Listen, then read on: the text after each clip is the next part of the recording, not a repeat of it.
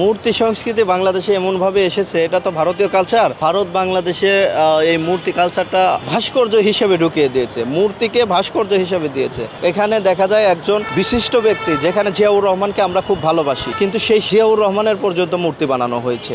এখন চিন্তা করতেছি কবে খালেদা জিয়ার মূর্তি বানানো হয়, এটা আসলে বলা যায় না।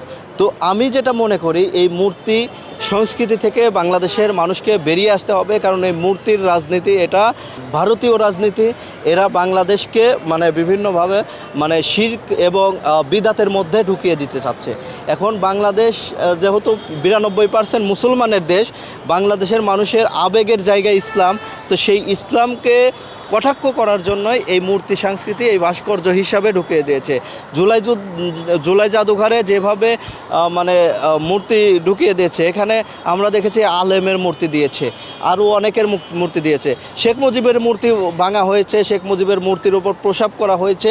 এটা আমরা এই জন্য আমি যেটা মনে করি, শুধু শেখ মুজিব না, শেখ মুজিবের মূর্তিও মূর্তি, ওই জিয়াউর রহমানের মূর্তিও মূর্তি, সরওয়ার্দীর মূর্তিও মূর্তি, জুলাই জাদুঘরে যেটা করা হয়েছে আলেমের মূর্তি, সেটাও মূর্তি, প্রত্যেকটাই মূর্তি।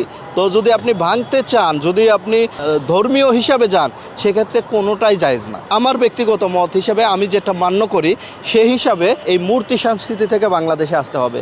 একজন আলেম 13 দফার ভিত্তিতে ঢাকায় আসলো, ঢাকায় এসে হেফাজতের শাপলা চত্বরে গণহত্যার শিকার হয়ে মারা গেল। 13 দফার মধ্যে এক দফা ছিল যে ঢাকা শহর সহ সারা বাংলাদেশে যত মূর্তি আছে সব মূর্তি অপসারণ করতে হবে। সেই দাবিতে ঢাকায় এসে মারা গেল, আপনি তাকে আবার তার মূর্তি তৈরি করে দিলেন, তার ভাস্কর্য তৈরি করে দিলেন।